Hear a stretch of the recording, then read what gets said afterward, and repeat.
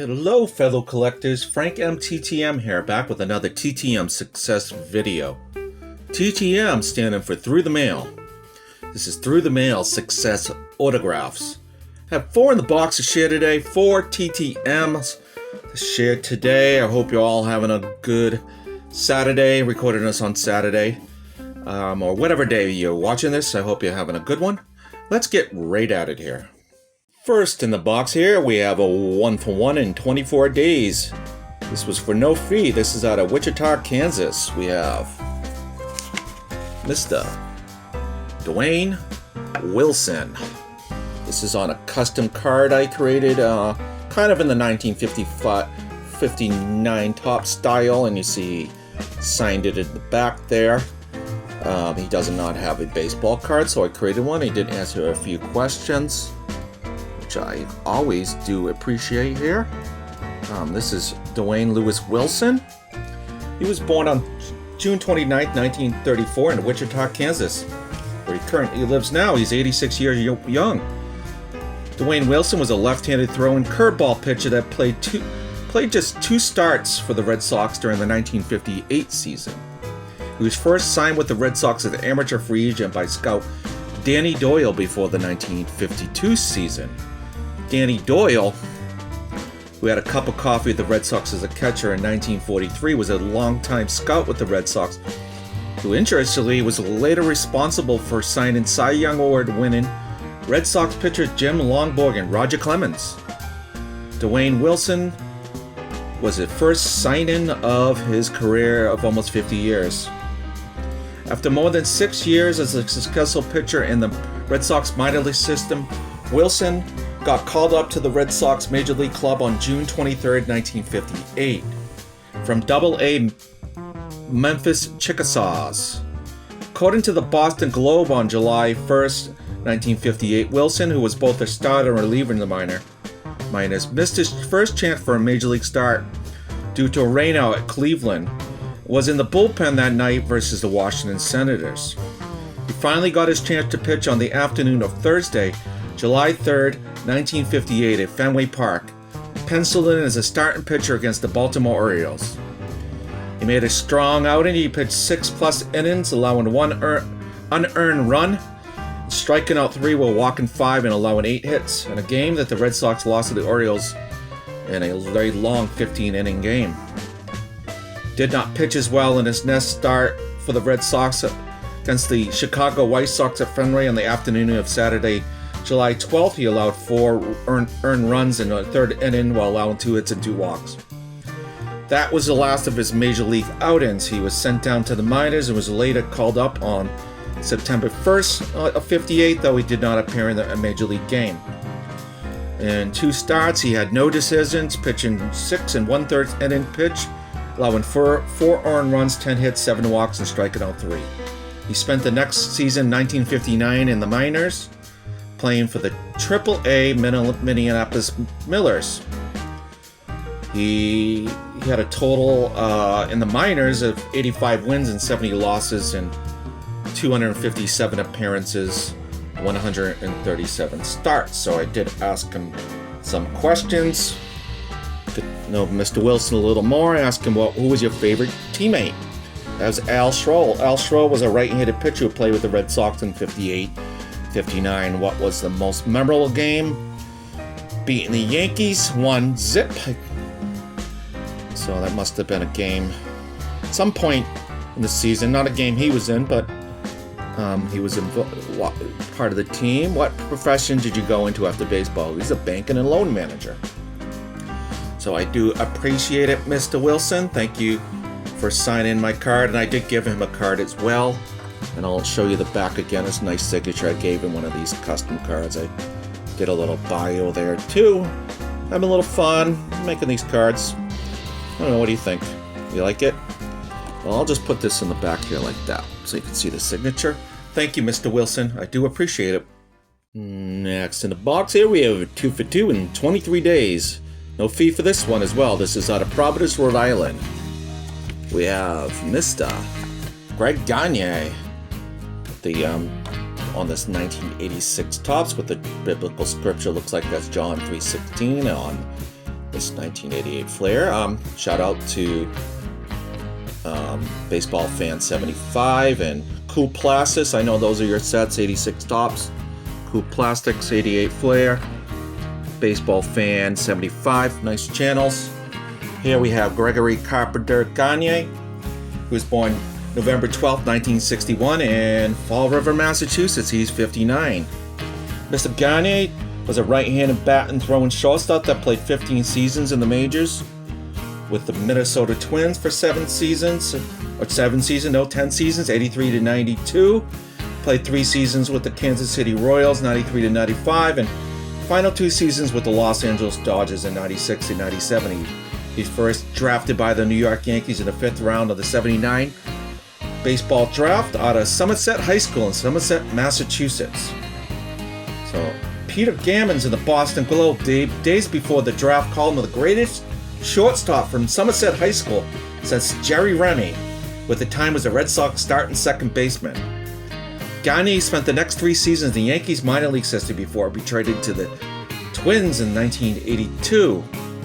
And he had quite a run with the Twins. He made his major league debut with the Minnesota Twins on the afternoon of June 5th, 1983 versus the Boston Red Sox at the Metrodome in Minneapolis. Started at shortstop and hit in ninth. He had 1 hit and 4 at-bats, striking out in the 2nd and 4th, and then he hit a double on a hop off the field fence in left center field to lead off the bottom of the 6th inning. He scored on a double to center field by the next batter, right fielder Mickey Hatcher. He later grounded out to 3rd in the 7th in a game that the Twins won 10-4. Peter Gammons' report in the Globe the next day highlighted that baseball history was made in this debut because there were 2 people from Somerset that started at the same time, as Jerry Remy was the Red Sox second baseman, and as Gammons reports, fellow townsman Jerry Remy fetched him the ball for a souvenir. Thought that was a cool story. Fellow townsman.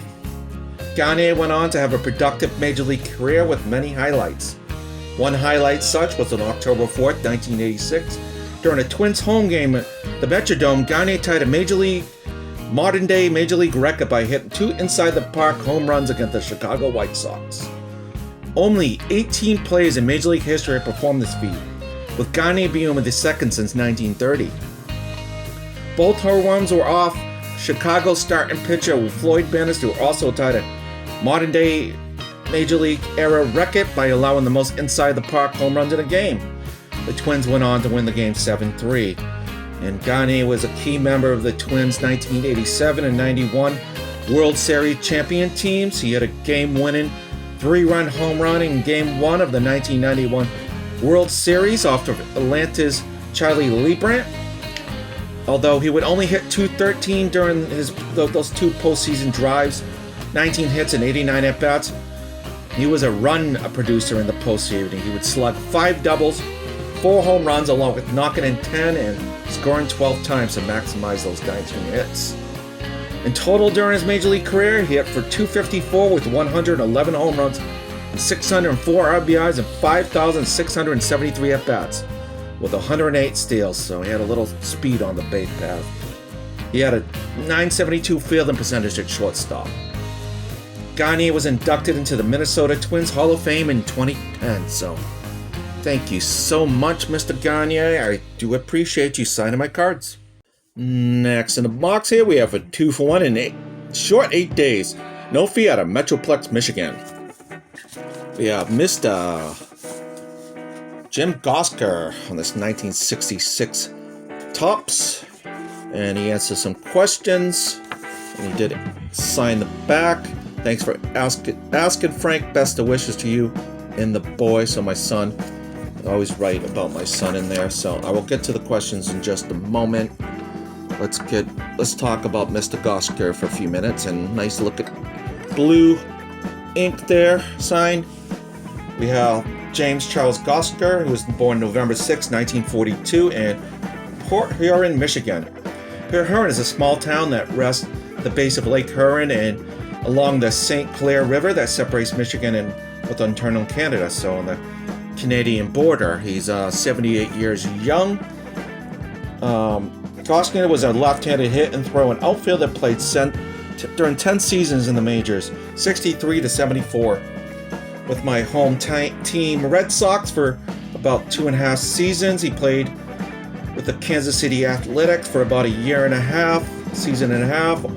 Then the Oakland A's when they moved there for a season, and played about a half a season with the Seattle Pilots in 69, and the second half of that 69 season with the New York Mets. He played 2 seasons with the Montreal Expos and his final 2 seasons back with the New York Mets. Mr. Gosher was a 4-sport star: baseball, football, basketball, track at Port Huron High School. He signed as an amateur free agent with the Boston Red Sox before the 1962 season, while he was a sophomore at St. Clair County Community College at Port Huron. During his major league career, he was a solid 4th outfielder who could play defense and pinch hit when needed, and built a reputation throughout the league as a hustler. He was one writer compared him to Enos Slaughter, a legendary player from the 40s and 50s, who was said never walked on a baseball field. Slaughter ran everywhere, so Gosher was a hustler who ran everywhere. He debuted in the majors in 1963 with the Red Sox after just 1 season in the minors. In that 1 season in the minors, he had 283 with 19 homers for the Winston-Salem Red Sox of the Carolina League. He spent the entire 63 season in the majors to prevent from losing him for the draft, but was rarely used, just having 1 hit and 16 at-bats.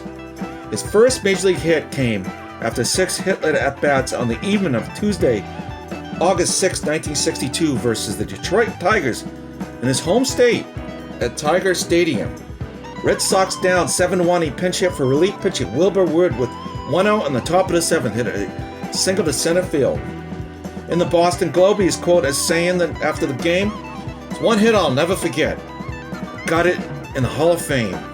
After the 63 season, he was back in the minors for the next season and a half. Was back with the Red Sox full-time in July of 65, and in that season he hit 256 with 9 homers, 35 RBIs in 81 games, and he was traded to the A's in 66.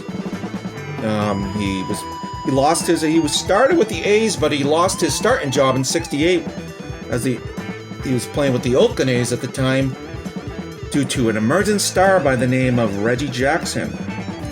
He was selected by the Seattle Pilots in the 69 expansion draft, but was traded to the New York Mets in July. He spent the next few months in the Triple-A with the Mets, the Tidewater Tides, until he was called up in September. And he's played a small part in that miracle Mets historic run to win an NL pennant, and was there to celebrate the Mets clinching the NL East Division title. Though he was ineligible to play in the offseason, he was traded to the Giants in the offseason, but never appeared in a game with them, and because he was traded to the Expos in early 70, and he played a few seasons with the Expos, and he rounded out his career with the New York Mets. So, and he did answer a few questions, which I do appreciate. Ask him, who was your favorite teammate, really? He said, I have 3 that were his favorite. First, we got Tony Caligiero. Tony C was a outfielder that played with the Red Sox in the 60s. They were teammates. And Tom Seaver, great Tom Seaver, Hall of Fame pitcher. They played with Costner during that 1969 Mets run. And Danny Carter, who was a first baseman outfielder, played with Costner during the 68 season with the Oakland A's. And I asked him, what city did you enjoy playing in the most? No question, Boston. Fenway Park. Yes, that's what I like to hear. Do you have any hobbies? What do you enjoy doing? He enjoys playing golf, so I thank you so much, Mr. Costner. I do appreciate it. Last in the box here, we have a 2-for-1, 9 days, no fee. Out of Santa Ana, California, we have Mr.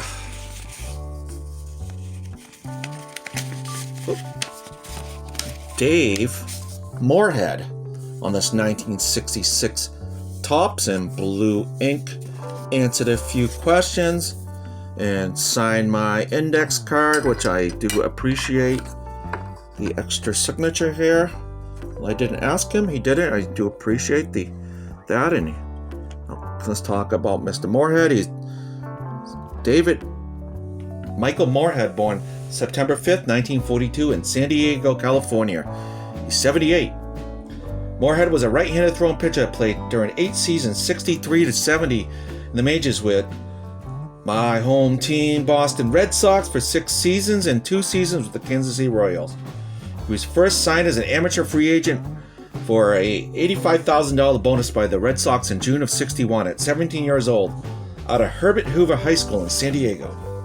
The same school that produced Ted Williams and ex-Major Leaguer and Premier Scout Ray Boone. Moorhead recalls having met Ted Williams as a high school senior when Williams looked him over for the Red Sox. Ted Williams grew up just 3 or 4 miles east of him in the University Heights section of San Diego. Moorhead played a season and a half in the Red Sox minor league system before making his major league debut on the afternoon of Saturday, April 13, 1963. Originally set for a return to AAA in 63, the 19-year-old Moorhead was called up to Boston when Gene Conley and Ike Delock experienced arm trouble. Getting the nod to start with the Red Sox on April 13th at DC Stadium versus the Washington Senators, Moorhead was sharp. He pitched a complete game shutout, allowing 5 hits, 4 walks, striking out 10. The first of 10 10-digit strikeout games in his career. Pictured here from the Boston Globe with 10 fingers up. The Globe reported that he planned to send the game ball to his father in San Diego after the game. Moorhead's final numbers in his rookie campaign was 10-13 with a 3.1 ERA, with 136 Ks and only 137 hits and 174 2/3 innings pitched. 6 complete games, 1 in shutout. Moorhead slumped a bit in 64 season, was back in form in 65. Then on the afternoon of Thursday, September 16, 1965, he pitched a no-hitter versus the Cleveland Indians at Fenway Park, and the pitchers duel versus Cleveland, later Red Sox ace, Luis Taillon. El Tiante matched Moorhead 0-0 into the 6th, retiring 17 batters in a row at one point. With 2 outs in the 6th, Boston's Jim Gosker, remember him, beat out his second hit of the day off a Tiant scored on a triple to the Boston bullpen in right center by Delton Jones. Lee added an insurance run in the 7th with his 20th home run of the year down the right field line.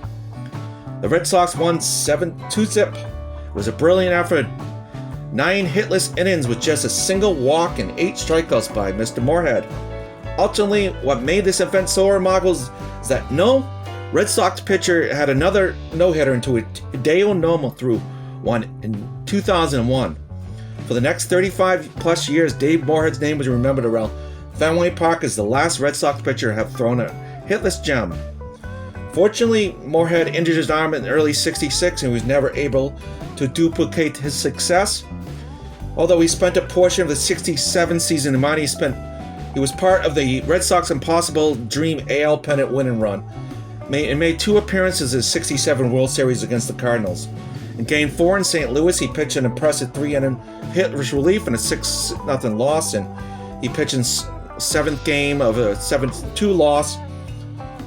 He took the hill in the 9th, and he walked the bases loaded and making a way for relievers Dan Oskowski and Ken Brett, who closed out the game.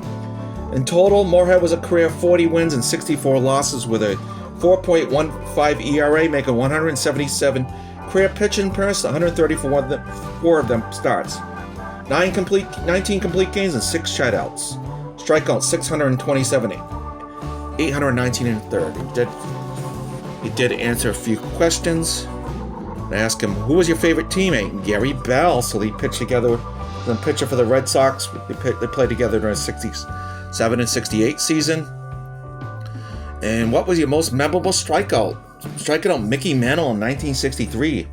So I looked this up. This strikeout occurred during a start on the evening of Wednesday, August 15th, 1963 at Fenway Park, the second game of a doubleheader. Red Sox win in the first game 14-7.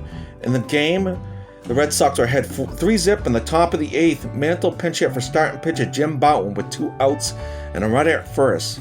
Moorhead ended in by mowing down the Mick. Though the Yankees rallied tonight, the Red Sox won 5-4, and in total, I looked it up, he struck out the Mick 9 times in 18 at-bats, so pretty darn good. Do you have any hobbies? He enjoys golfing, reading, and fishing. So thank you so much, Mr. Moorhead. I do appreciate it.